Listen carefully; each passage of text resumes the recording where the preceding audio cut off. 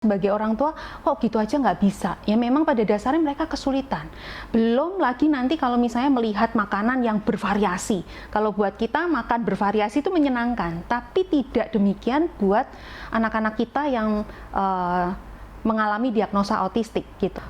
Tadi kan disebutkan kemandirian gitu ya. Kemandirian tuh menjadi suatu fondasi. Nah, kalau yang tadi saya sebutkan makan dan lain sebagainya itu dimulai dari mana sih? Karena kalau makan kan nggak mungkin hanya makan di sekolah saja atau makan di restoran. Mulainya pasti akan di rumah gitu ya. Bagaimana sikap saya pada saat makan? Boleh nggak sih saya makan jalan-jalan? Boleh nggak sih saya makan sambil berdiri? Okupasi terapi itu sebenarnya ranahnya sampai ke arah produktivitas atau pekerjaan. Jadi mempersiapkan anaknya yang udah menjadi remaja dan dewasa ini untuk masuk ke dunia kerja. Gitu ya, udah nggak dunia unyu-unyu lagi.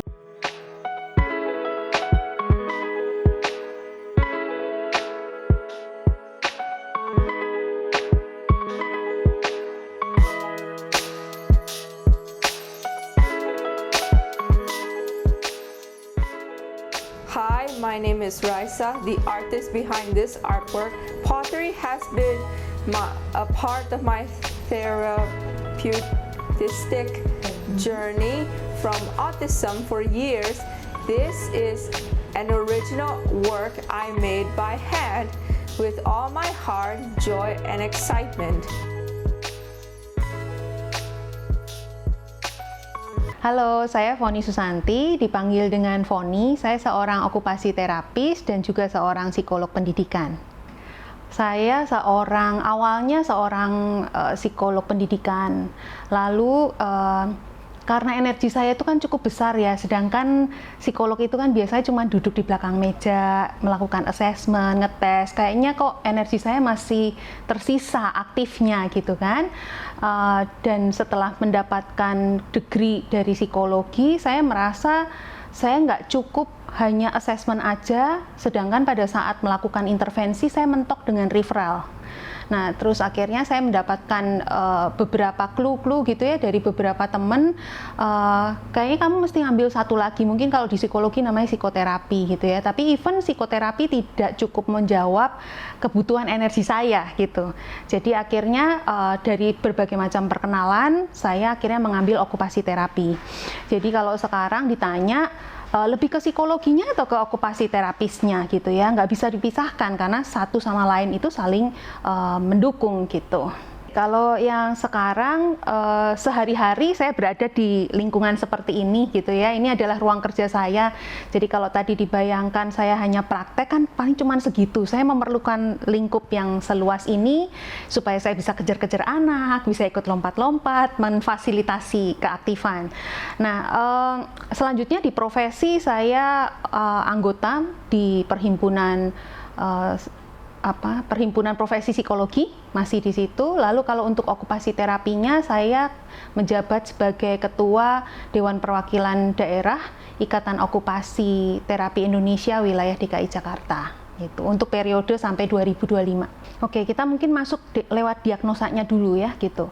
Jadi kalau sebelum 2013 gangguan sensori itu tidak dimasukkan ke dalam salah satu kriteria Autism Spectrum Disorder. By 2013 mulai pergantian DSM-5, jadi DSM itu salah satu buku kitab sucinya untuk penegakan diagnosa, gangguan sensori itu masuk menjadi salah satu kriteria gangguan spektrum autistik.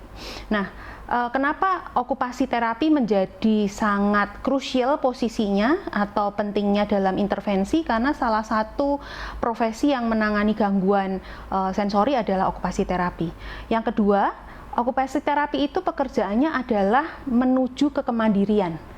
Jadi kemandirian itu apa saja sih gitu ya, kemandirian mengurus diri sendiri, kayak saya mampu makan sendiri, toileting, berpakaian, lalu nanti persiapan mau ke sekolah gitu ya, menggunakan alat-alat untuk sekolah itu memang digunakan untuk misalnya menulis, jadi bukan pensil itu dipotek-potek atau penghapus itu dicuil-cuil gitu ya, tapi saya tahu penghapus itu nanti fungsinya untuk apa.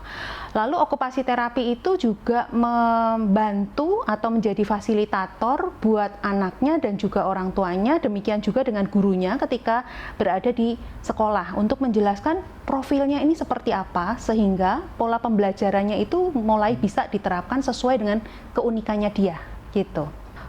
Tadi kan disebutkan kemandirian gitu ya, kemandirian tuh menjadi suatu fondasi.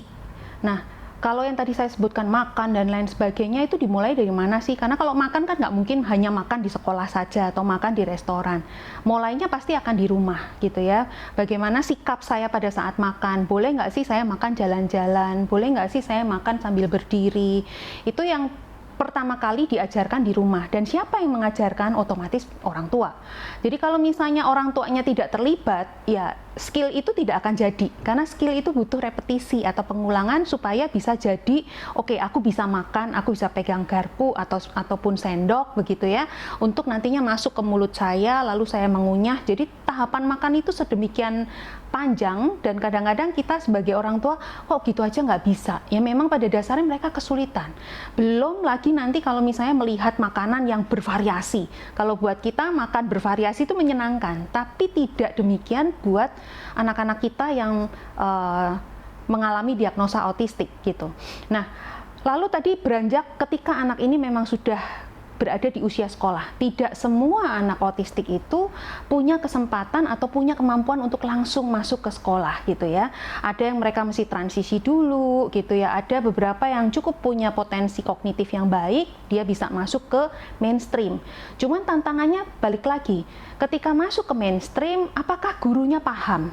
Apakah teman-temannya mampu untuk memahami keunikan anak ini gitu ya. Dan itu diperlukan juga peran orang tua untuk mengadvokasi gitu, bahwa anak saya seperti ini. Keaktifan orang tua untuk approach guru-gurunya, teman-temannya untuk menjelaskan bahwa karakteristik keunikannya seperti ini gitu. Maka peran orang tua pada individu autistik, tidak hanya individu autistik sebenarnya, pada disabilitas yang lain, peran orang tua itu menjadi sangat-sangat utama, karena yang bisa menolong dari awal menjadi manajer terapinya itu juga orang tua. Nah, lalu orang tua nanti berperan di mana lagi? Setelah sekolah, kebanyakan nih anak autistik yang saya temuin saat ini, anak remaja masih ada tempatnya. Tapi begitu mulai masuk usia dewasa, mereka no clue lagi, bisa kerja nggak sih anak saya gitu ya. Nah, okupasi terapi itu sebenarnya ranahnya sampai ke arah produktivitas atau pekerjaan. Jadi mempersiapkan anaknya yang udah menjadi remaja dan dewasa ini untuk masuk ke dunia kerja gitu ya. Udah nggak dunia unyu-unyu lagi gitu ya. Nah, beberapa kasus yang terjadi itu adalah mungkin anaknya ready, tapi yang nggak ready orang tuanya.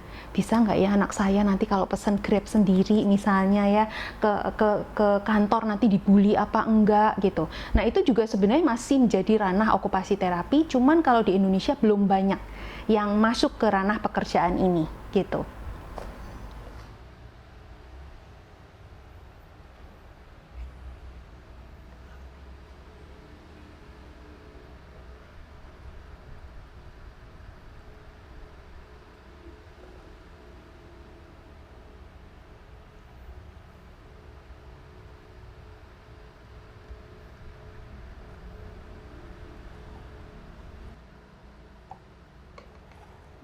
You want the screen for the other two?